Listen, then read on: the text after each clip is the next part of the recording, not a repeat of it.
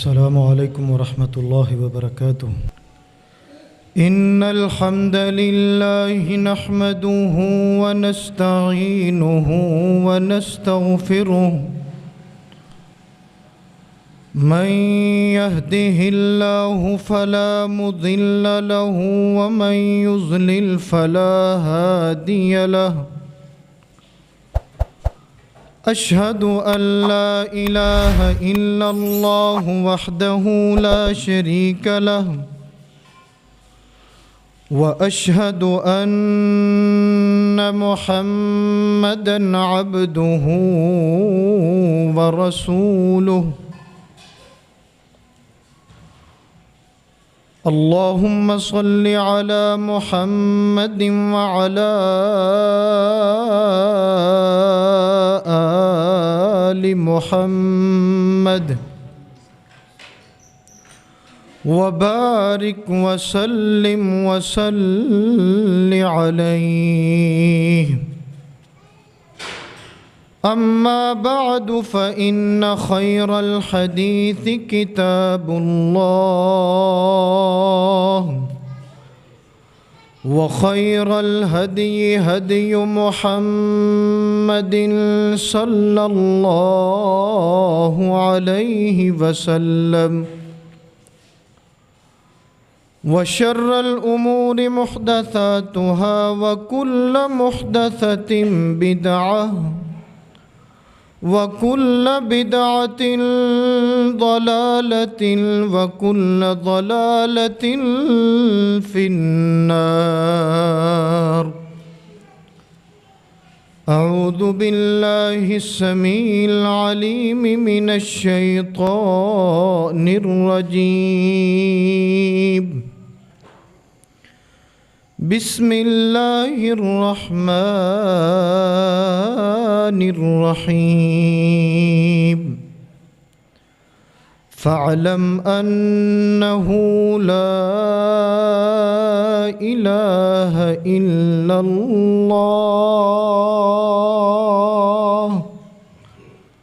وقال في مقام آخر قل هو اللہ احد اللہ الصمد لم یلد ولم یولد ولم یکن له کفوا احد۔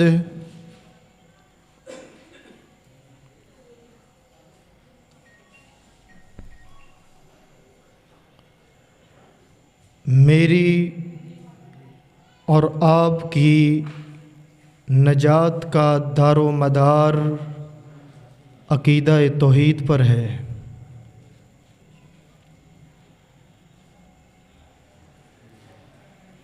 ہر قسم کی عبادت کا دار و مدار اس کی قبولیت کا وہ بھی توحید پر ہے۔ اگر عقیدہ توحید درست ہے،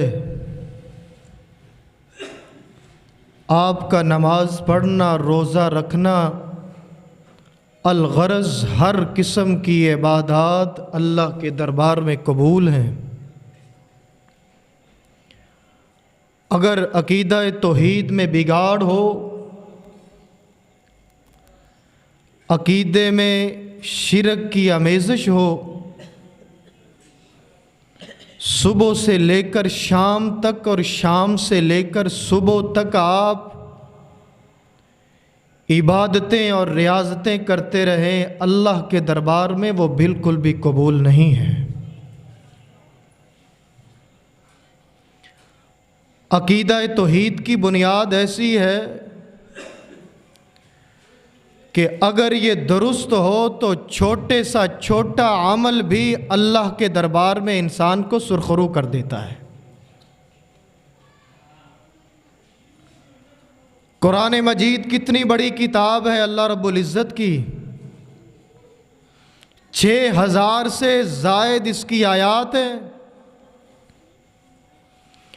لیکن اللہ کی کتاب میں سے ایک چھوٹی سی سورت جو ساری کی ساری سورت توحید پہ مبنی ہے، جس کا نام سورہ اخلاص ہے، اس کا دوسرا نام سورہ توحید ہے۔ اللہ کے پیغمبر جناب محمد الرسول اللہ صلی اللہ علیہ وسلم فرماتے ہیں، جو شخص سورہ اخلاص کی ایک مرتبہ تلاوت کر لے،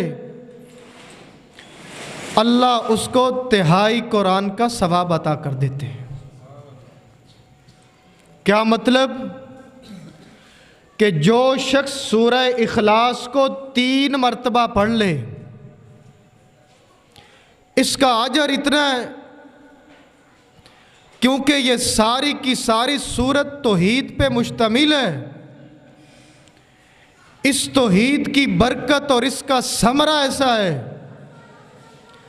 کہ 3 مرتبہ سورہ اخلاص کی تلاوت کی وجہ سے مکمل قرآن کا اجر مل جاتا ہے۔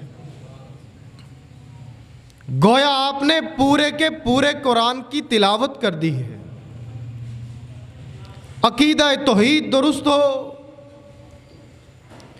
چھوٹا عمل بھی انسان کو رب کے دربار میں سرخرو کر دیتا ہے۔ صحیح البخاری کے اندر امام بخاری ایک حدیث لے کر آئے ہیں، اللہ کے پیارے حبیب حضرت محمد الرسول اللہ صلی اللہ علیہ وسلم نے جہاد کے لیے ایک قافلہ روانہ کیا ہے، اور اس قافلے کا امیر ایک انسان کو بنایا۔ جہاد سے جب قافلہ واپس لوٹتا ہے، اللہ کے رسول صلی اللہ علیہ وسلم قافلے والوں سے پوچھتے ہیں کہ امیر کی سناؤ، امیر صاحب کیسے تھے؟ صحابہ کہتے ہیں اللہ کے رسول، ان کی عمارت تو بہت اچھی تھی، لیکن ایک ملاحظہ ہے، ایک اعتراض ہے۔ وہ ملاحظہ یہ ہے کہ ہمیں لگتا ہے کہ امیر صاحب کو سورہ اخلاص کے علاوہ قرآن آتا ہی نہیں ہے۔ جب بھی انہوں نے نماز پڑھائی سورہ اخلاص کی تلاوت کی ہے، اور جب کبھی کوئی اور سورت پڑھی بھی تو اپنی قرات کا جو اینڈ کیا ہے وہ سورہ اخلاص پہ کیا ہے۔ ہمیں ایسا لگا کہ امیر صاحب کو سورہ اخلاص ہی آتی ہے۔ اللہ کے رسول صلی اللہ علیہ وسلم امیر کی طرف متوجہ ہوئے، آپ فرماتے ہیں کہ ان کے ملاحظے اور اعتراض کا جواب دو۔ امیر صاحب کہنے لگے اللہ کے رسول ایسی بات نہیں ہے کہ مجھے قرآن نہیں آتا، مجھے قرآن آتا ہے، لیکن مجھے اس سورت کے ساتھ محبت ہے۔ اس سورت کا مضمون بڑا شاندار، بڑا اعلیٰ ہے، سارے کا سارا مضمون توحید ہے۔ اس توحید کے مضمون کی وجہ سے اللہ کے رسول میں اس کے ساتھ محبت کرتا ہوں، اور اس محبت کی وجہ سے اس سورت کو ہر رکعت میں پڑھا کرتا ہوں۔ آپ رسول اللہ صلی اللہ علیہ وسلم کا جواب سنیے، آپ کیا فرماتے ہیں؟ حبک ایہا ادخلک الجنہ۔ سنو کہ اللہ نے اس سورت کی محبت کی وجہ سے تمہیں جنت میں داخل کر دیا ہے۔ اس سورت کی محبت کی وجہ سے، جو سورت توحید پہ مشتمل ہے، جس کا موضوع توحید ہے، گویا اس سورت کی محبت اور یہ توحید کی محبت جنت کی علامت ہے، جنت کی نشان ہے۔ اللہ کے رسول صلی اللہ علیہ وسلم نے اپنے اس صحابی کو جو اس سورہ توحید سے محبت کرتا ہے، اس کو جنت کی بشارت دے دی۔ یہ توحید اتنی اعلیٰ ہے، اس کی یہ برکت ہے، یہ اس کا ثمرہ ہے۔ پورے کے پورے دین کی بنیاد اس توحید پر ہے۔ آسمان سے جتنی مرتبہ بھی حضرت جبریل دنیا پہ آتے رہے، اسی توحید کی وجہ سے سارے انبیاء کی توحید کا دعوت کا نقطہ آغاز جو تھا اور نقطہ انتہا وہ توحید تھا۔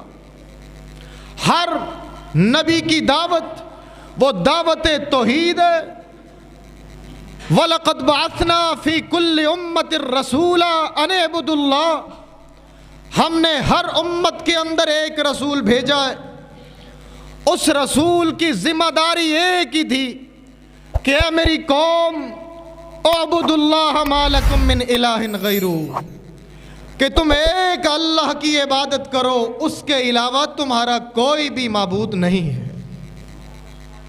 ہر نبی کی دعوت، ہر پیغمبر کی دعوت دعوت توحید ہے۔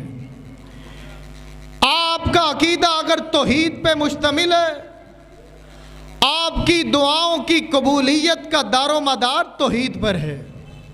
اگر عقیدہ توحید نہیں ہے، پھر نمازیں پڑھو، روزے رکھو، حج کرو، زکاتیں دو، اور ایک ٹانگ پہ کھڑے ہو کر رب کی عبادتیں کرتے رہو، خدا کی قسم اٹھا کے کہتا ہوں آپ کا کوئی عمل بھی رب کے دربار میں قبول نہیں ہے۔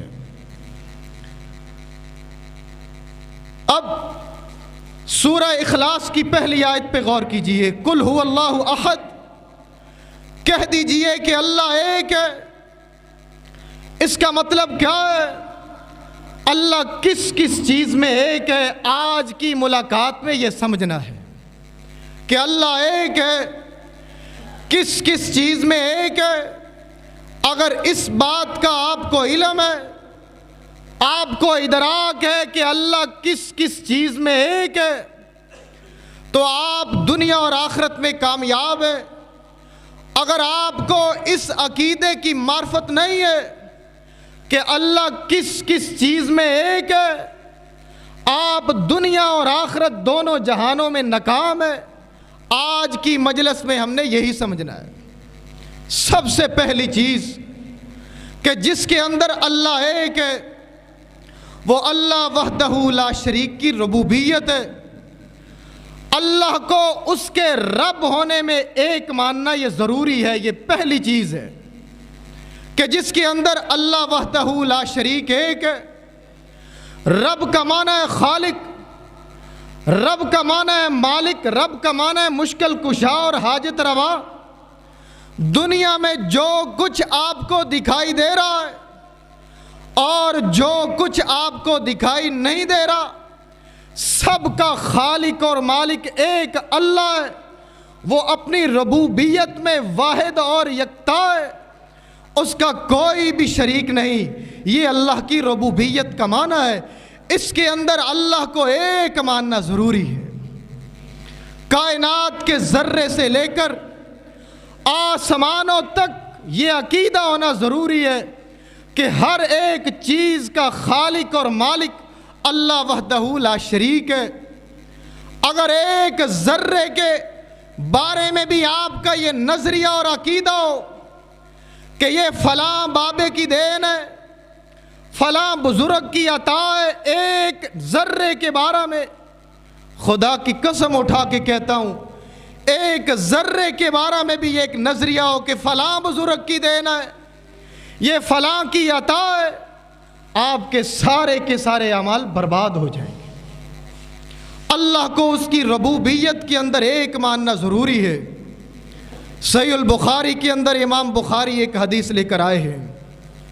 حدیبیہ کا سفر ہے، اللہ کے رسول صلی اللہ علیہ وسلم فجر کی نماز پڑھاتے ہیں۔ نماز کے بعد آپ نے درس دیا ہے، رات کو بارش ہوئی ہے، آپ صلی اللہ علیہ وسلم اپنے اس لیکچر میں، اپنے درس میں فرمانے لگے، اے میرے صحابہ کی جماعت، یہ رات کو جو بارش ہوئی ہے، اس بارش کی وجہ سے کچھ لوگ کافر ہو گئے اور کچھ لوگ مومن ہو گئے، ان کے ایمان میں بہار آ چکی ہے۔ اللہ کے رسول صلی اللہ علیہ وسلم کے صحابہ فرماتے، اللہ کے رسول اس کی تفصیل کیا ہے؟ بارش کی وجہ سے لوگ کافر کیسے بن گئے اور بارش کی وجہ سے ان کے ایمان میں بہار کیسے آ گئی؟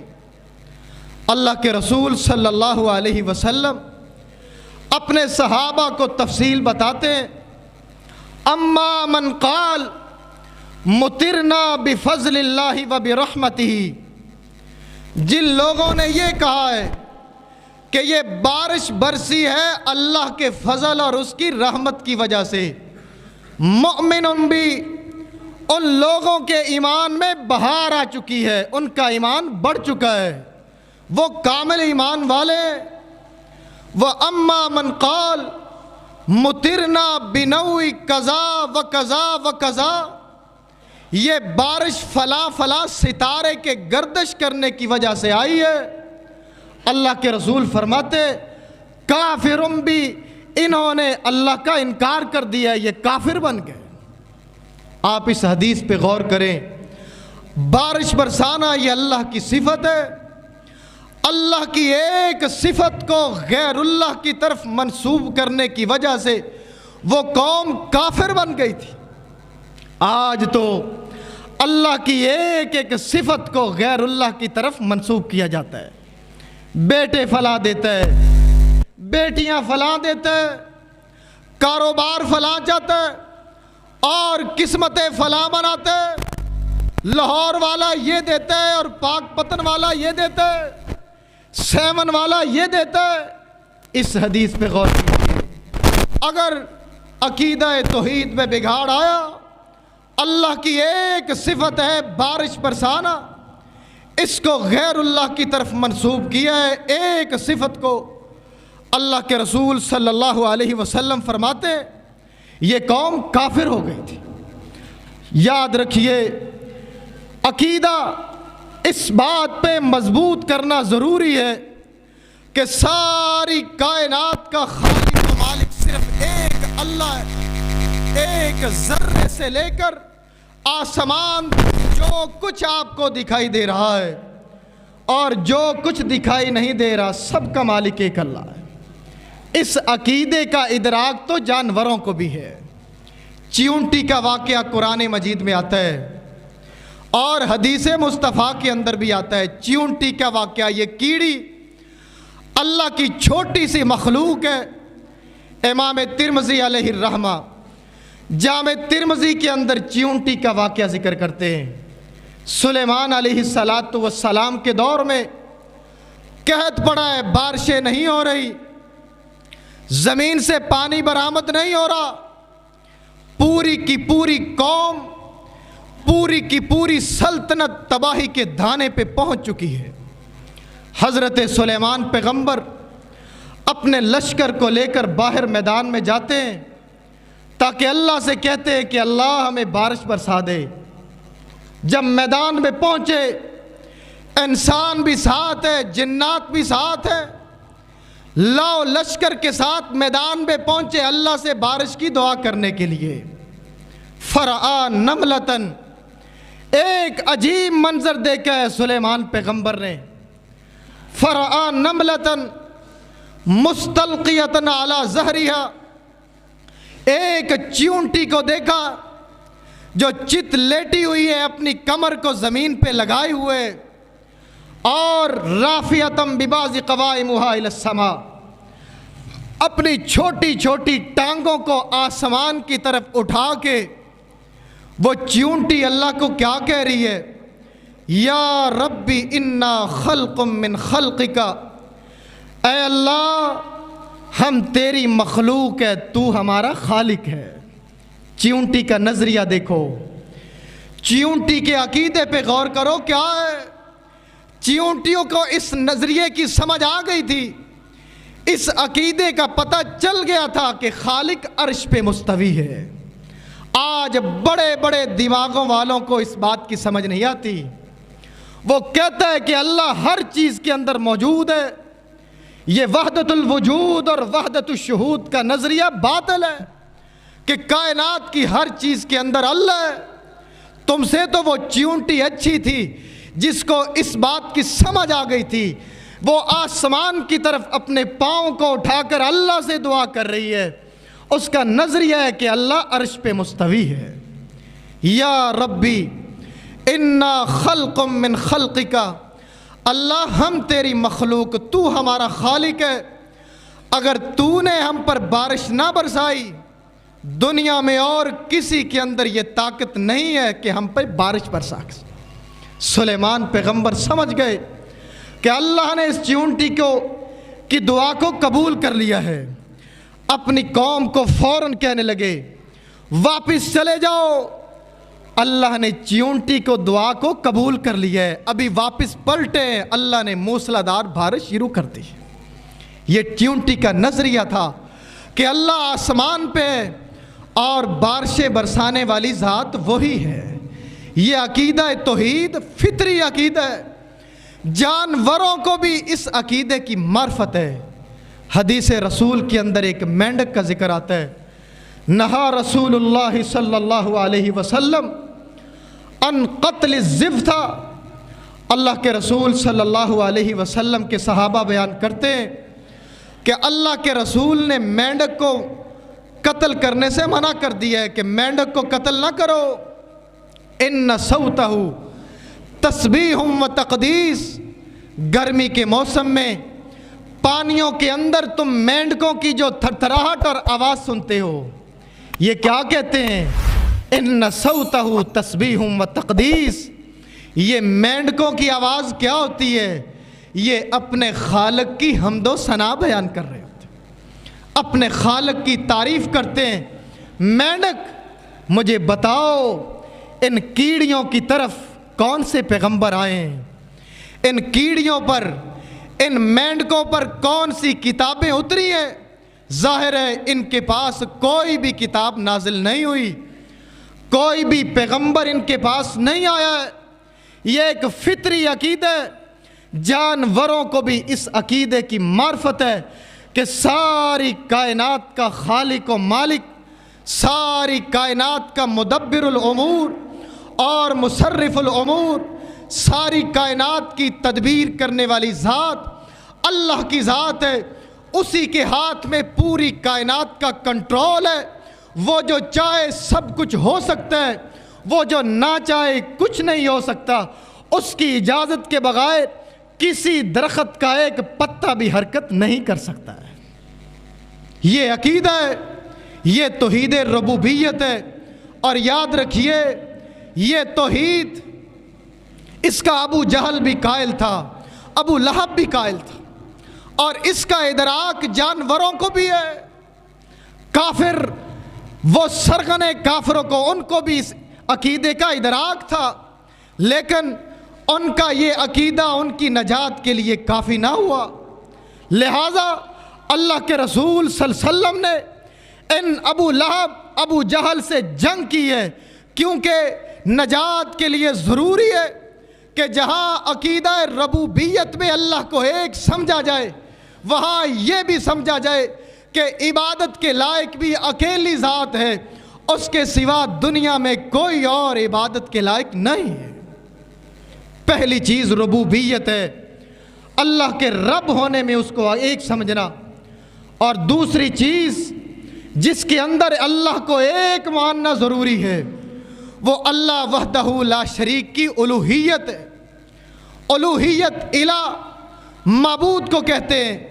ہر قسم کی عبادت، وہ رات کی عبادت ہو یا دن کی عبادت ہو، وہ نفلی عبادت ہو یا فرضی عبادت، وہ نظریں ہو، وہ نیاز ہو، وہ منتیں ہو، وہ قربانی ہو، وہ ذبح ہو، عبادت کی تمام تر قسمیں اکیلے اللہ کے لیے بجا لائی جائے۔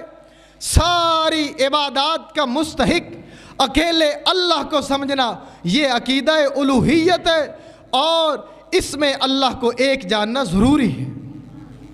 یہ دوسری چیز ہے کہ جس کے اندر اللہ کو ایک ماننا ضروری ہے۔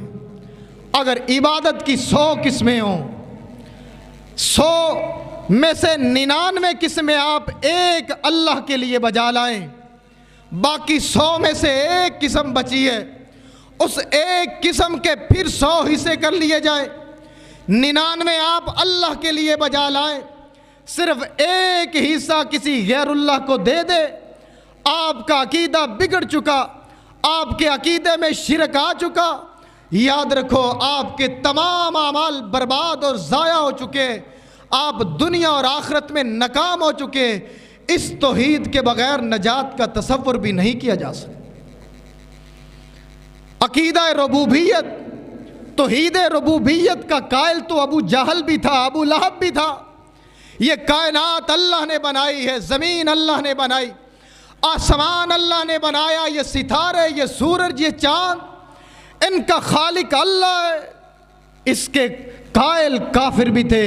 یاد رکھو یہ توحید نجات کے لیے کافی نہیں ہے، نجات کے لیے ضروری ہے کہ آپ عبادت کے اندر بھی اللہ کو اکیلا سمجھیں، کہ عبادت کی تمام تر اقسام، ان ساری اقسام کے اندر اللہ اکیلا ہے، ہر قسم کی عبادت صرف اکیلے اللہ کے لیے، کسی غیر اللہ کے لیے عبادت جائز نہیں ہے۔ اللہ کے رسول صلی اللہ علیہ وسلم صحیح البخاری کے اندر امام بخاری یہ حدیث لے کر آئے ہیں، آپ سفر پہ ہیں، صحابہ کرام رضوان اللہ علیہم آپ کے ساتھ ہیں، سفر کے دوران آپ نے ایک مؤذن کی اذان سنی ہے، اس نے کیا کہا؟ اللہ اکبر، اللہ اکبر۔ آپ صلی اللہ علیہ وسلم اس کی یہ آواز سن کر کیا فرماتے ہیں؟ علی الفطرہ، یہ بندہ فطرت پہ قائم ہے۔ جب اس نے یہ الفاظ بولے، اشہد اللہ الہ الا اللہ، کہ میں اس بات کی گواہی دیتا ہوں کہ اللہ کے علاوہ کوئی اور عبادت کے لائق نہیں ہے، جب اس نے اپنی زبان سے یہ الفاظ بولے، آپ کیا فرماتے ہیں؟ دخلت الجنہ، تو جنت میں داخل ہو گیا ہے۔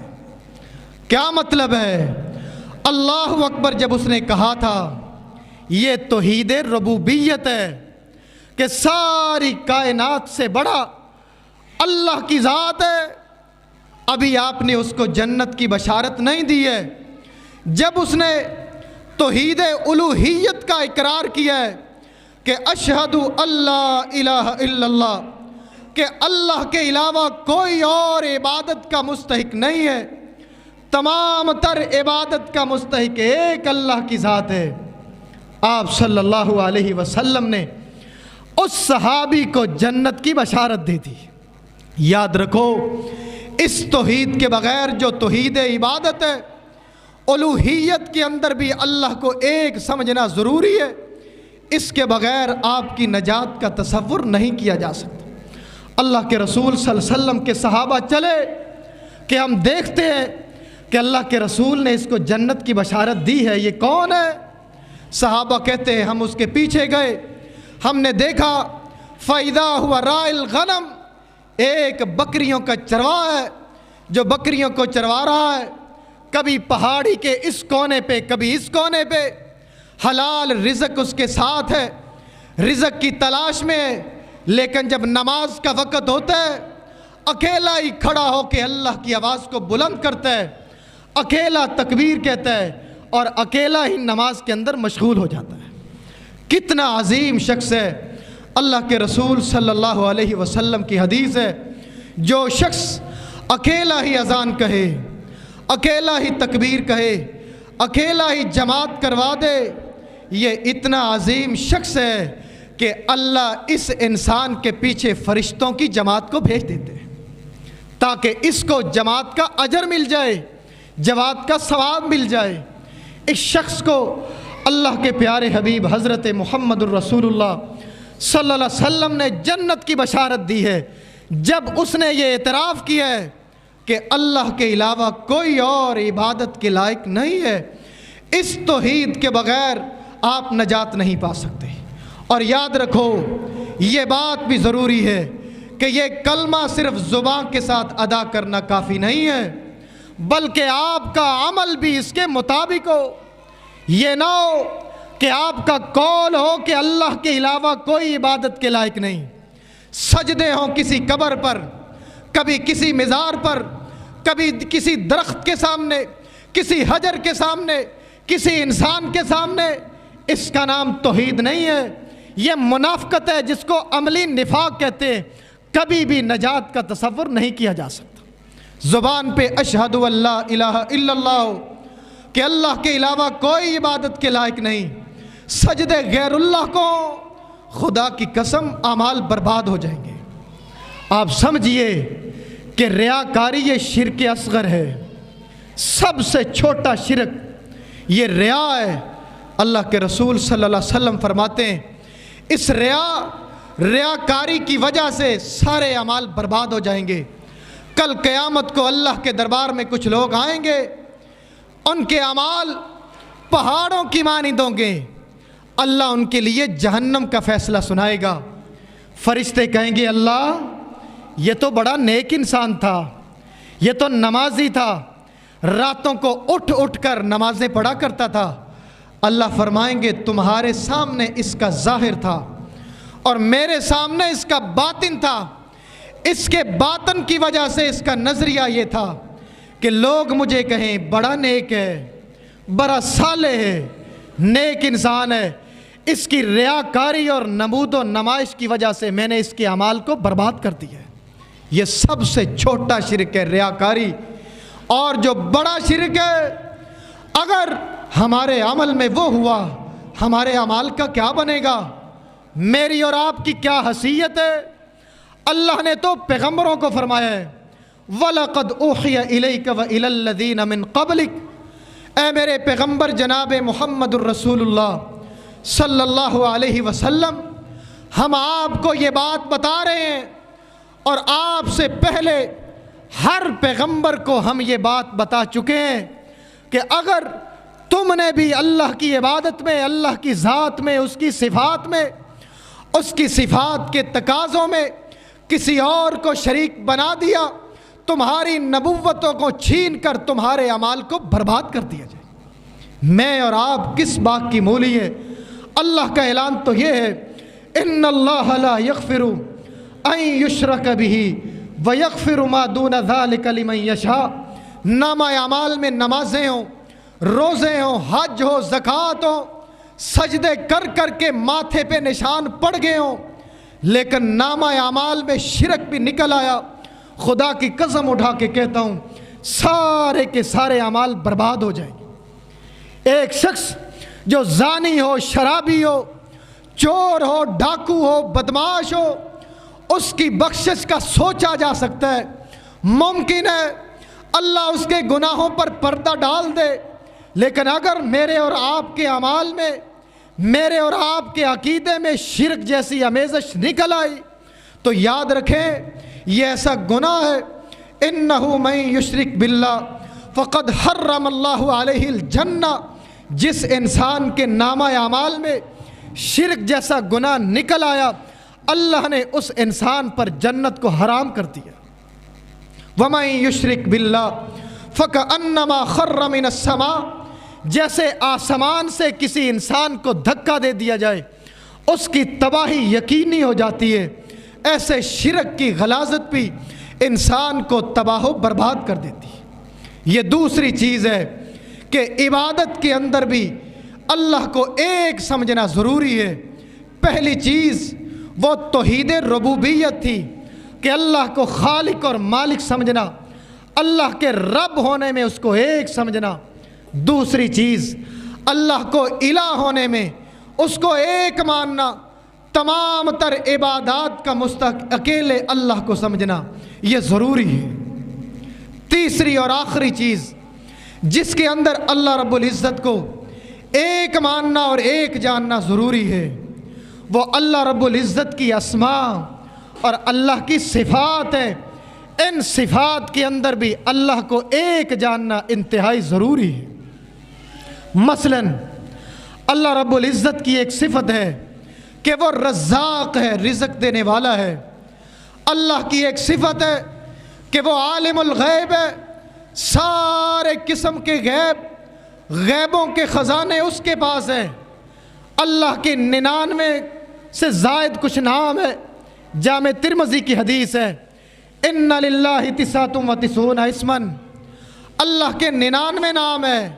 من احصاها دخل الجنہ، جس انسان نے اللہ کے ان 99 ناموں کو یاد کر لیا، ان کو سمجھ لیا ان کے معنی اور مفہوم کو جان لیا، ان اسماء کے بارے میں اپنا عقیدہ بنا لیا، اللہ کے رسول فرماتے ہیں دخل الجنہ، وہ شخص جنت میں داخل ہو گیا۔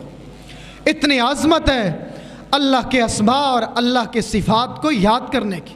صرف یاد کرنا کافی نہیں ہے، ان کو سمجھنا، ان صفات کے بارے میں عقیدہ بنانا، اور ان ساری صفات اور اللہ کے ناموں میں اللہ کو ایک ماننا ضروری ہے۔ یہ عمل اللہ کو اتنا پسند ہے، اللہ کے رسول نے اس انسان کو جنت کی بشارت دے دی۔ اللہ کا یہ نام کہ اللہ رزاق ہے، سارے رزق کے خزانے اور رزق کی چابیاں اس کے پاس ہیں۔ اگر آپ کسی اور کو رزق کا مالک سمجھیں، کسی اور کو خزانے کا مالک سمجھیں، کسی اور کو داتا اور دستگیر جانیں، یاد رکھیں آپ نے اللہ کے اسماء اور صفات میں الحاد کر دیا ہے، آپ ملحد بن چکے ہیں، آپ نے رب کی صفات میں شرک کر دیا ہے۔ اللہ ہی عالم الغیب ہے، غیبوں کو جاننے والا وہ ہے۔ اگر آپ نے اللہ کی ذات کے علاوہ کسی اور کو بھی عالم الغیب کہہ دیا، چاہے کسی نبی کو، کسی ولی کو، کسی محدث کو، کسی فقیہ کو، تو آپ کے عقیدے میں الحاد آ چکا ہے۔ اللہ کے اسماء اور صفات میں آپ نے الحاد کر دیا ہے، آپ کے عقیدے میں شرک آ چکا ہے۔ یاد رکھو آپ کے سارے اعمال برباد ہو چکے ہیں۔ اللہ کے تمام اسماء کے اندر، اللہ کی ساری صفتوں کے اندر اس کو اکیلا، واحد اور تنہا جاننا یہ ضروری ہے۔ اس توحید کے بغیر یہ توحید کا نظریہ مکمل نہیں ہو سکتا ہے۔ پہلی چیز یہ تھی کہ اللہ کو اس کی ربوبیت کے اندر ایک واحد، یکتا اور تنہا جانا جائے کہ ساری کائنات کا خالق و مالک رازق اکیلا اللہ ہے۔ جو کچھ آپ کو دکھائی دے رہا ہے، جو کچھ آپ کو دکھائی نہیں دے رہا، سب کا خالق اللہ ہے۔ اگر کوئی بیمار ہے اس لیے بیمار ہے کہ اللہ نے اس کو بیمار کیا ہے، اگر کسی کو شفا ملی ہے یہ عقیدہ بناؤ اس لیے کہ اس کو اللہ نے شفا دی ہے۔ اگر کوئی صاحب اولاد ہے اس لیے صاحب اولاد ہے کہ اس کو اللہ نے اولاد دی ہے۔ اگر کوئی بے اولاد ہے اس لیے بے اولاد ہے کہ اس کو اللہ نے اولاد نہیں دی۔ یہ عقیدہ بناؤ، اس عقیدہ ربوبیت میں اس کو ایک سمجھو۔ دوسری چیز اللہ کی الوہیت ہے کہ تمام تر عبادات اکیلے اللہ کے لیے بجا لائیں۔ ہر قسم کی عبادت کا مستحق صرف اللہ ہے۔ وَإِلَٰهُكُمْ إِلَٰهٌ وَاحِدٌ لا الہ الا هو الرحمن الرحیم، تمہارا معبود ایک ہی معبود ہے، وہی عبادت کے لائق ہے۔ پیشانیاں جھکیں اسی کے سامنے، حاجت روائی کے لیے پکاریں اسی کو، دعائیں کریں اسی سے، نظریں، نیازیں، منتیں، ذبح اور قربانی صرف اسی کے نام پہ کی جائے، کسی غیر اللہ کو اس کا شریک نہ بنایا جائے۔ تیسری چیز خلاصتاً رب کی توحید، اسماء و صفات کی توحید ہے۔ اس توحید کے اندر بھی اللہ کو اکیلا سمجھا جائے، اللہ کی صفات کو پڑھا جائے، اس کے ناموں کو یاد کیا جائے اور ان ناموں کے مطابق اپنا عقیدہ بنایا جائے۔ اگر آپ یہ کام کریں گے، قرآن کی ابتدا کے اندر آپ پڑھیں، اللہ کے رسول صلی اللہ علیہ وسلم نے فرمایا ہے کہ اللہ کے 99 نام ہیں، قرآن میں دیے گئے ہیں، آپ ان کو کیوں نہیں یاد کرتے؟ ان کو پڑھیں، ان کو یاد کریں، اللہ کی تمام تر صفات اور اسماء کے بارے میں اپنا عقیدہ درست کریں۔ جب یہ کام کر لیں گے اللہ کے رسول آپ کو جنت کی بشارت دیتے ہوئے نظر آئے۔ اللہ سے دعا کرتا ہوں کہ اللہ ہمارے عقیدے کی اصلاح فرما دے۔ ایک یہاں اور بھی اشکال پیدا ہوتا ہے کہ یہ جو اللہ کی صفات ہے، اللہ سمیع ہے، اللہ بصیر ہے، اللہ زندہ ہے، ہم بھی تو زندہ ہیں۔ یاد رکھیں یہ صرف لفظی اشتراک ہے، ہم بھی سنتے ہیں، اللہ بھی سنتا ہے، ہم بھی دیکھتے ہیں، اللہ بھی دیکھتا ہے، ہم زندہ ہے، اللہ بھی زندہ ہے۔ کیا یہ شرک ہو گیا؟ نہیں، یہ صرف لفظی اشتراک ہے۔ اللہ کیسا زندہ ہے کہ وہ ایسا زندہ ہے کہ وہ ہمیشہ سے زندہ ہے، زندہ رہے گا، نہ اس سے پہلے کوئی چیز تھی، نہ اس کے بعد کوئی چیز ہوگی، نہ اس کی ابتدا ہے نہ اس کی انتہا ہے۔ ہم کیسے زندہ ہیں کہ ہم کچھ بھی نہیں تھے، ہمیں اللہ نے زندہ کیا۔ ایک دن آئے گا کہ ہم نے مر جانا ہے، اکیلے اللہ کے لیے بقا ہے، ہمیں بقا نہیں ہے۔ ہم بھی دیکھتے ہیں، اللہ بھی دیکھتا ہے، ہمیں یہ معلوم نہیں کہ دیوار کے پیچھے کیا ہو رہا ہے۔ ہم بھی بصیر دیکھنے والے، لیکن اللہ کیسا بصیر ہے، کیسا دیکھنے والا ہے۔ سیاہ رات ہو، سیاہ چونٹی ہو، سیاہ پتھر پہ وہ چونٹی چل رہی ہو، وہ ایسا بصیر ہے، وہ ایسا سمیع ہے۔ کالی سیاہ رات کے اندر اس کالی سیاہ چونٹی کو اس کالے سیاہ پتھر پہ جو چل رہی ہے، وہ ایسا بصیر اور سمیع ہے کہ اس چونٹی کی چلنے کی آواز کو سنتا بھی ہے، اس کو دیکھتا بھی ہے۔ وہ ایسا بصیر ہے، وہ ایسا سمیع ہے۔ یہ اللہ کی صفات ہے، اس جیسی صفات کسی اور کے اندر موجود نہیں ہے۔ کائنات کا ذرہ ذرہ اس کے علم میں، اس جیسا علم کسی کے پاس نہیں ہے۔ وہی عالم الغیب ہے۔ کائنات کی اس سرزمین کے اوپر جو کچھ آپ کو دکھائی دے رہا ہے، جو کچھ آپ کو دکھائی دے نہیں رہا، سارے ذرات کو 7 زمینوں کی تہوں میں جو کچھ ہے سب کچھ اللہ جانتا ہے۔ اس کو سمیع اور بصیر کہتے ہیں۔ یہ عقیدہ بنانا ضروری ہے۔ ان اللہ لا یخفی علیہ شیء فی الارض ولا فی السماء۔ کائنات کے اندر کوئی چیز بھی اللہ سے مخفی نہیں ہے۔ اللہ سے دعا کرتا ہوں کہ اللہ ہمارے عقیدے کی اصلاح فرما دے، ہمیں اسلام پہ زندہ رکھے، ہمارا خاتمہ بالایمان ہو۔ ان 3 چیزوں کے اندر اللہ کو ایک جاننا ضروری ہے۔ اللہ تعالی ہمارے عقیدے کی بھی اصلاح فرما دے، ہمارے عمل کی بھی اصلاح فرما دے۔ فما توفیقی الا باللہ علیہ توکلت و الیہ انیب۔ شخص نے دعا کی درخواست کی ہے، ان کی ہمشیرہ بیمار ہیں۔ ایک اور بھائی نے دعا کی درخواست کی ہے۔ کل ایک بھائی کا ایکسیڈنٹ ہوا ہے حجرہ شاہ مقیم کے اندر، ان کی ٹانگ فریکچر ہوئی، اور جب ان کے باپ کو پتہ چلا ہے کہ میرے بیٹے کی ٹانگ ٹوٹی ہے، وہ صدمے سے اس کا باپ بھی فوت ہو گیا ہے۔ ان کے گھر والوں نے دعا کی درخواست کی ہے، آپ ان کے لیے دعا کریں کہ اللہ تعالیٰ ان کا حامی و ناصر ہو۔ الحمدللہ رب العالمین والصلاة والسلام علی رسولہ الکریم وعلى آلہ وصحابہ اجمعین۔ یا رب لک الحمد کما ینبغی لجلال وجہک ولعظیم سلطانک۔